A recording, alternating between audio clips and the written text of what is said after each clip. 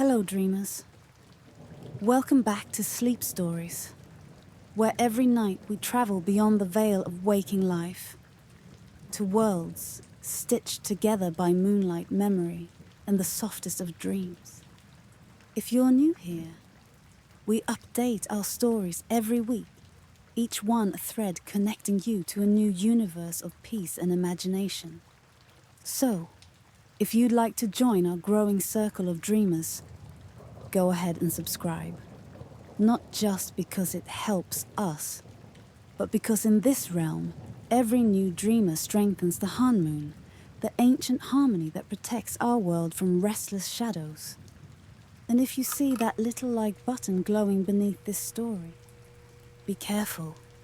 Rumor says there's a tiny demon hiding under it. So when you're ready, lift your blade of courage and slash it with a like. Every time you do, Rumi grows stronger, and the light of her mother's song shines a little brighter across the dreamscape. Now, take a deep breath in and out.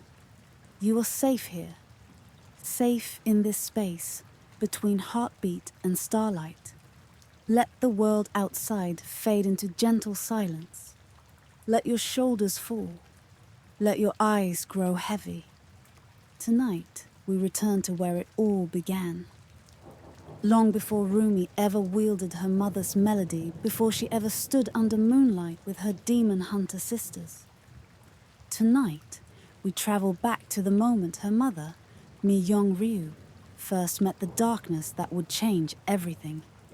It began on a quiet night in Busan. The Sunlight Sisters had just finished their final concert of the tour. A shimmering storm of light and sound that left thousands breathless.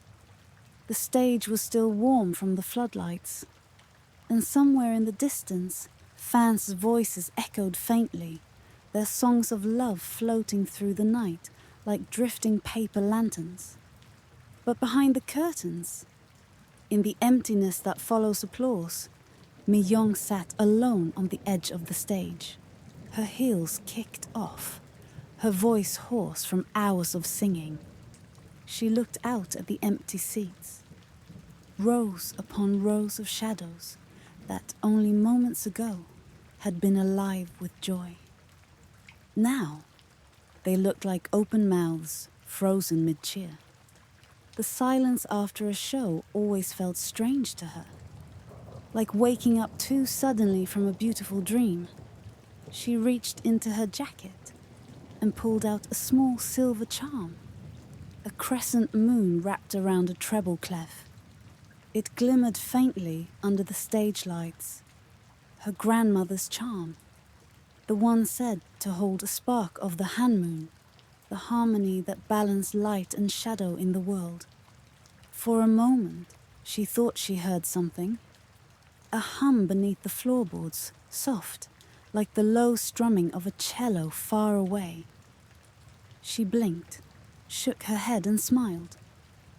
Just the sound of the old speakers settling, she told herself. Still, a strange weight hung in the air, the kind that made her heart ache for no reason. To comfort herself, she began to hum. It wasn't one of the flashy pop songs from the show, not the kind filled with pyrotechnics or rehearsed choreography. No, this was something older. A lullaby passed down from the women in her family. A song once sung to calm wandering souls that drifted too far from home. Her voice floated softly through the empty theater, delicate and warm, each note landing gently on the air like petals falling into water. She closed her eyes as she sang, and somewhere in that darkness behind her eyelids, she imagined the world slowing down, the rain pausing mid-fall, the city lights holding their breath, the stars leaning a little closer to listen. But not all who listened were made of light. At first, she didn't notice the temperature change. The air behind her grew cooler, subtly, like the feeling of someone standing too close without making a sound.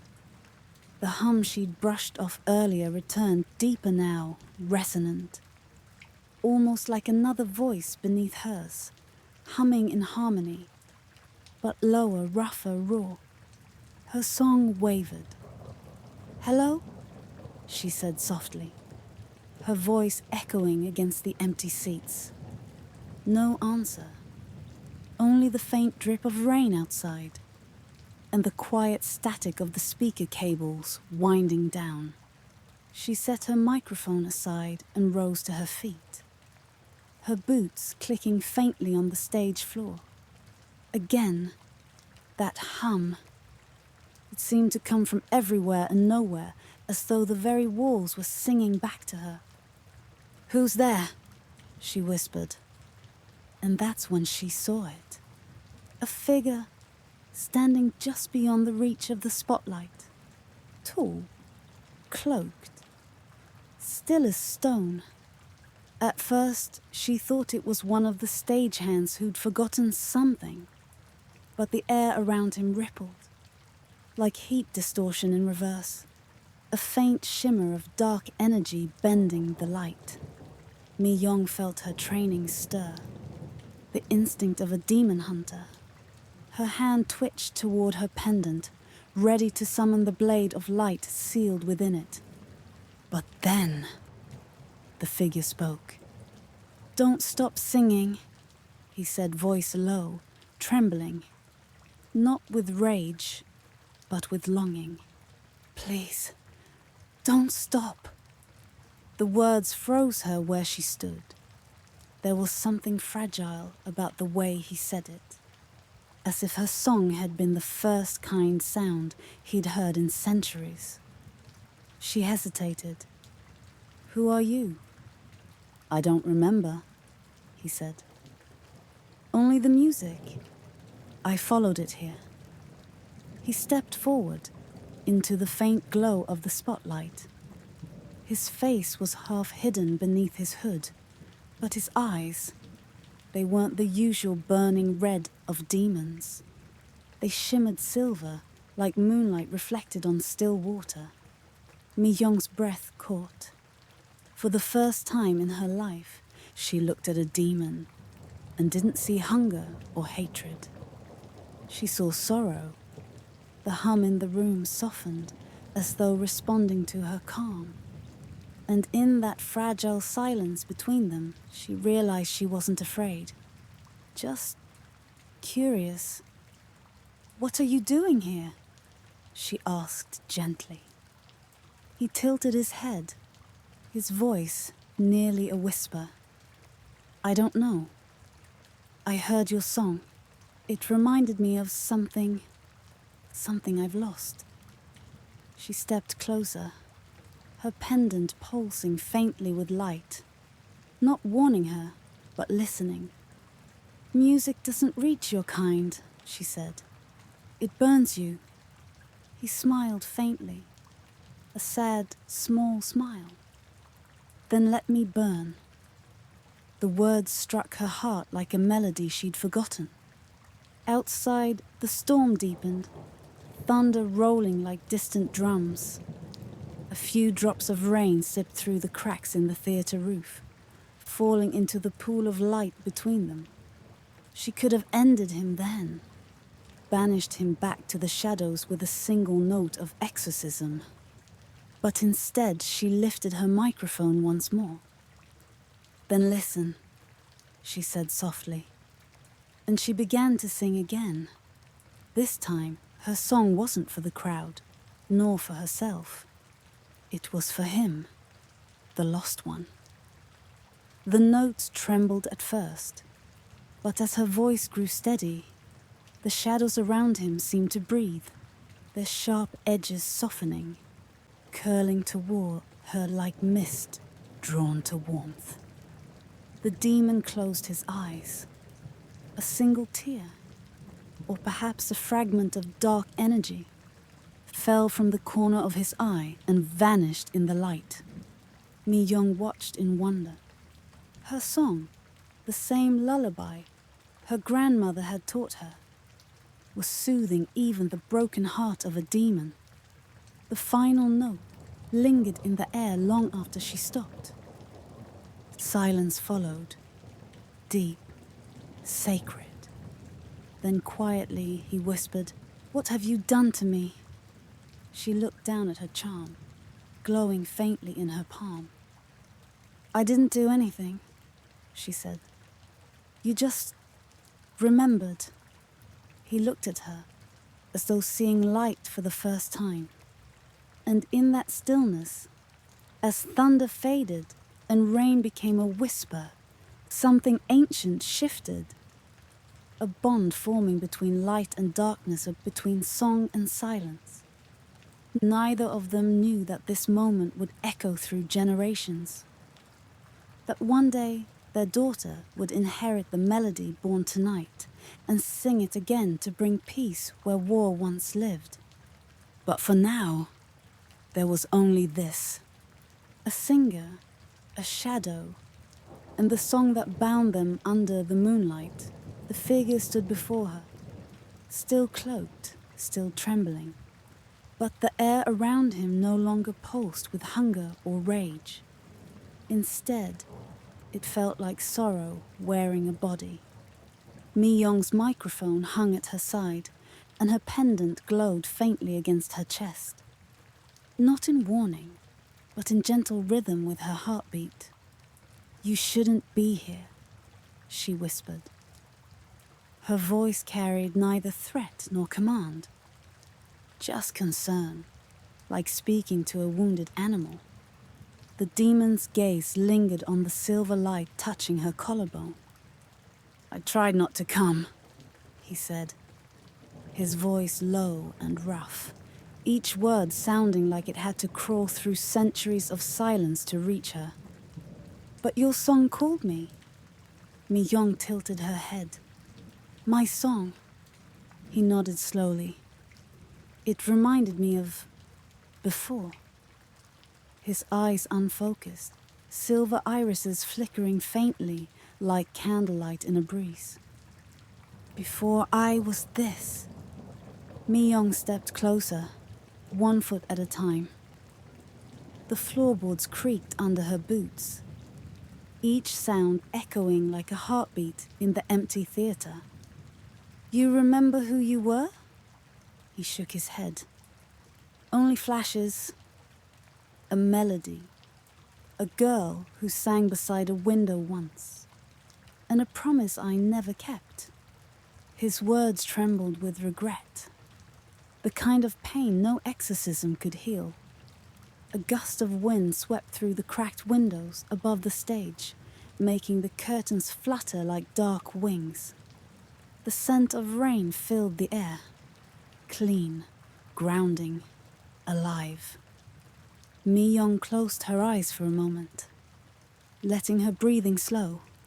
Years of training with the Sunlight Sisters had taught her discipline, to never let her heart sway in the presence of a demon. But this wasn't like the others she'd faced. There was something achingly human about him. "What do you want from me?" she asked softly. He hesitated before answering. "I don't know." His voice caught, like a chord struck out of tune. "Maybe just to remember what it feels like to listen without hunger." Her pendant flickered again, and she realized his energy was unstable, unraveling. He wasn't feeding on her light. He was being sustained by it.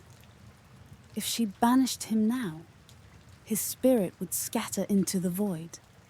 But if she left him here, the order would sense him and strike without question. For the first time, Mi-yeong felt the weight of choice. She sat down on the edge of the stage once more, motioning for him to stay near the shadows. The demon hesitated, then stepped forward, stopping just short of the pool of light that outlined her silhouette. "Sit," she said softly. "You look tired." He laughed, quietly, surprised. "Tired. I haven't slept in 1,000 years. Then maybe you should start now. She patted the floor beside her. He slowly sank down, his cloak rustling like dry leaves.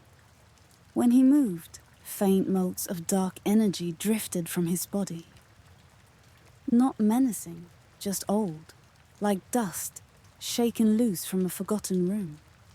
They sat in silence for a while. The rain played a soft rhythm against the roof. Mi-yeong hummed without thinking, the same lullaby, slower this time. Her song filled the air between them like incense, and the demon closed his eyes, breathing as though he hadn't in centuries. After a while, he spoke again. "What is your name?" "Mi-yeong," she said. "And you?" He shook his head. "I had a name once, I think. It might have been Han." "Han," she repeated quietly, tasting the sound. In Korean, Han meant sorrow. A deep, inexpressible ache carried in silence. It fit him too well. Mi-yeong smiled faintly. "Then I'll call you that." He looked at her, startled, as if no one had ever spoken to him like a person before. The smallest smile tugged at his lips, fragile as glass. "Han," he whispered, testing it. "I like that." Minutes melted away. Outside, thunder rumbled softly like the roll of distant drums. It reminded Mi-yeong of rehearsal days, the pounding bass echoing beneath her feet as the Sunlight Sisters trained. "You're one of them," Han said quietly. "The singers who fight." She nodded. "We fight what hides in the dark, the ones who feed on human despair." He tilted his head. "And what do you do with those who don't?" Mi-yeong hesitated. There was no answer for that in the Order's teachings. Demons were to be destroyed, not pitied. But looking at him, his fragile body flickering like a candle in wind, she realized how many stories the world never told. "Maybe," she said softly, "not all of you are lost." Han lowered his gaze, his expression unreadable beneath the hood. For a long time, neither spoke. Then something shifted. The faint shimmer of shadow around him thickened, rippling with energy, unstable, dangerous. Mi-yeong stood quickly. "What's happening?" He gritted his teeth. "I can't hold it back anymore. The darkness inside me, it listens to your song, but it wants to consume it." She reached for her pendant. "Then let me seal it." "No!" His voice cracked through the air like a whip of a thunder. "If you seal it, I disappear." Her hand froze. The pendant's light pulsed uncertainly in her palm. "Then what do you want me to do?" she asked. He met her eyes, and in that silver glow, she saw not a monster, but a man begging to be remembered. "Sing," he said. "Just once more, even if it kills me." The words broke something open in her chest. Without another thought, Mi-yeong raised her microphone again. Her fingers trembled, but as soon as her voice rose, the air shifted. The entire theater vibrating with sound and shadow. The demon's form wavered. Half flesh, half darkness. His cloak dissolved, revealing markings of silver veins glowing beneath his skin, each pulse syncing with the rhythm of her voice. He wasn't fighting her song anymore. He was becoming part of it. She took a step closer and another. Their energies met in a quiet collision. Light bending around shadow, shadow softening in light. It was not a battle. It was a duet. As the final note lingered, the power inside Han began to still. The wild current of darkness smoothed to a quiet ripple. The markings along his arms faded into faint scars, and for the first time in centuries, he looked at peace. He exhaled, his breath misting faintly in the cold air. "You did it," he whispered. Mi-yeong smiled softly, lowering the microphone. "No," she said. "We did." Han reached out, as if to touch the light still surrounding her, but his hand stopped halfway, trembling. "I don't deserve this," he said. "I don't deserve you." "Maybe not," Mi-yeong said quietly. "But even the moon reflects sunlight. Doesn't have to create it to shine." Her words lingered between them, tender, patient, certain. And as the rain softened to a gentle mist, Han's form solidified one last time. Not as a demon, but as a man kneeling before her, eyes glimmering with gratitude. The rain outside softened to a whisper, as if the entire night held its breath. Inside the quiet theater, the shadows had drawn back just enough to reveal the man who once hid within them. Mi-yeong stood near the edge of the stage, her heart steady now, her light dimmed to a calm glow.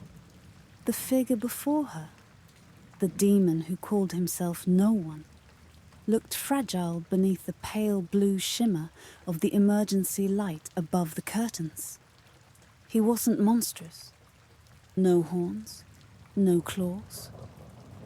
Only tired eyes, silver and dim, and a face that looked almost human, if not for the faint cracks of darkness that pulsed across his skin like slow lightning. She tilted her head slightly. "You said you remembered music," she said softly. He nodded, hesitant.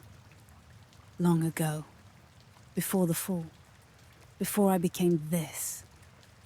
His voice was rough, but low, like gravel rolled in the sea. "When I hear songs like yours, something in me almost wakes, but then it slips away again." Mi-yeong stepped closer. "Maybe it doesn't have to slip away tonight." He looked up, startled. "What do you mean?" "Maybe you just need to remember what it felt like to sing." She took a slow breath and turned toward the center of the stage. Her microphone still rested on its stand, tilted toward the heavens. She adjusted it gently, like a sacred instrument, and then looked back at him. "Will you sing with me?" The demon froze, the idea almost absurd to him. "You would share your song with a creature like me?" Mi-yeong's smile was calm, luminous, unafraid. "Even shadows hum when the night is quiet enough. Maybe the world's been waiting for your voice too." He didn't understand her courage or her kindness, but something deep within him ached to answer it. So he nodded. Slowly, Mi-yeong closed her eyes. Her voice rose like dawn, breaking over water. Soft, silken, pure. It wasn't one of her group's polished songs, nor a hymn of battle. It was a lullaby, the same one she had sung when she was alone. But now it changed. The melody bent and curved, adapting to the silence that surrounded them, as if it were reaching out toward the darkness itself. The demon stood motionless at first. The sound touched him like a warm breeze brushing over frost. And somewhere inside, buried under centuries of anger and guilt, he found a small flicker of memory. A boy sitting beside a river, humming to the night sky as the stars listened. He parted his lips, At first, only air came out, a trembling exhale that shook like a leaf in the wind. But Mi-yeong's song didn't stop. She turned slightly, nodding as if to say, "Try again." So he did. A low, rumbling hum escaped him. Rough, broken, but undeniably beautiful. It was the kind of sound that carried the weight of storms, the memory of forgotten mountains, the sorrow of a heart that had gone too long without beating. Their voices met, hers a beam of light, his a river of shadow, and where they touched, something extraordinary began to form. The air shimmered faintly, as if the song itself wove golden threads between them. The sound filled the empty theatre, not loud, but deep, reverberating through the seats, the rafters, even the rain outside. It was harmony, fragile, trembling, perfect. Mi-yeong opened her eyes briefly and saw him illuminated, the cracks of shadow across his skin glowing faintly silver, like moonlight healing broken glass. He looked almost human again. She stepped closer. He didn't retreat this time. Their voices grew stronger, echoing through the silence, as if every lost soul in Seoul might be listening. And as they sang, the world seemed to change. The heavy presence that had filled the air, the darkness that had clung to the city for years. It began to lift. Outside, the rain turned soft and rhythmic, like a drumbeat keeping time with their hearts. Mi-yeong's light flared gently around her, but she kept her power in check. Not to purify him, not to fight, but to share warmth. Because now she saw clearly, there was no enemy here. Only someone who had forgotten what it felt like to be seen. When the last note faded, the silence that followed was not empty. It was full of breath, full of warmth, full of something unspoken. The demon fell to his knees, trembling. His eyes, once silver, now pale gold, lifted to her in awe. "What? What have you done to me?" Mi-yeong lowered her microphone. Her smile was soft like candlelight. "I didn't do anything," she whispered. "You just remembered who you were." He looked down at his hands. The shadows had retreated, curling back toward the floor like mist at sunrise. For the first time in centuries, he felt warmth. Real warmth. "Your song," he murmured. "It hurts. That's how you know it's working," she said gently. She reached out, and after a long hesitation, he took her hand. His touch was cold, but steady. In that moment, Mi-yeong felt something pulse. Not magic, not divine energy, but recognition. It was as if two notes from different melodies had finally found the same key. For a moment, there was no stage, no mission, no divide between heaven and hell. Just two voices, one light, one shadow, meeting in the space where dreams begin. The song faded into silence. Only the sound of rain remained, slow, steady, like the earth itself breathing again. Mi-yeong and the demon stood side by side at the edge of the stage, looking out toward the empty rows of seats. The light above them flickered softly, painting the floor in hues of moonlit blue. Neither spoke. They didn't need to. The air between them carried everything that words could never hold. Gratitude, wonder, and something else that neither dared name.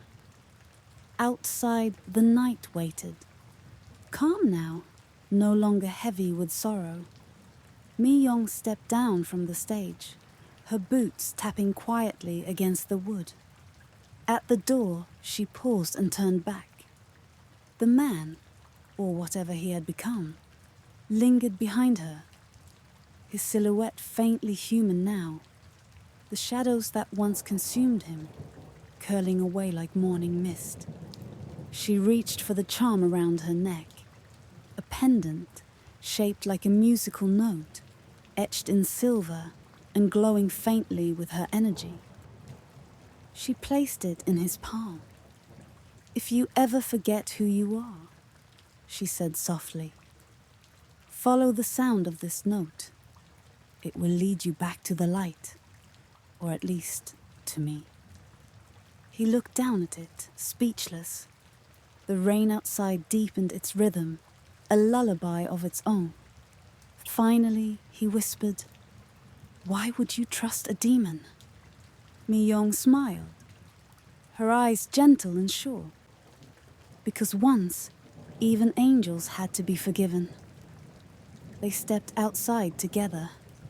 The air smelled of wet pavement and cherry blossoms drifting loose in the storm's wake. The city was quiet, only the hum of distant neon lights and the sigh of wind through empty streets. He stood there uncertain, the pendant glowing faintly between his fingers. She reached out once more, brushing her hand against his. For a heartbeat, their light and shadow mingled again. And in that fragile connection, a promise formed. Not a spoken vow, just a feeling that someday they would find each other again. Mi-yeong turned toward the soft glow of the horizon. "Go," she whispered, "before the dawn finds you." He nodded once, his voice barely a breath. "Until the next song." Then, with a quiet shimmer, he was gone. His presence fading into the mist, leaving only the faint echo of his humming. And so, beneath the gentle rain, a love story began. One woven not of light or shadow, but of understanding. The melody they created that night would echo for generations, until one day, a girl named Rumi would awaken its power again. Rest easy now, dreamer. The world is safe, and the night is kind. Breathe in slowly, and out again. The Moonlight Requiem has ended, and dawn is waiting just beyond your dreams. A special thank you to sailor Uranus 9891 for inspiring tonight's dream. Your imagination helped this story find its song. Pleasant dreams, and until next time. Good night, dreamer. And if there's a story you'd like to see brought to life, share it in the comments below. Who knows? Your idea might be the next dream we wander through together.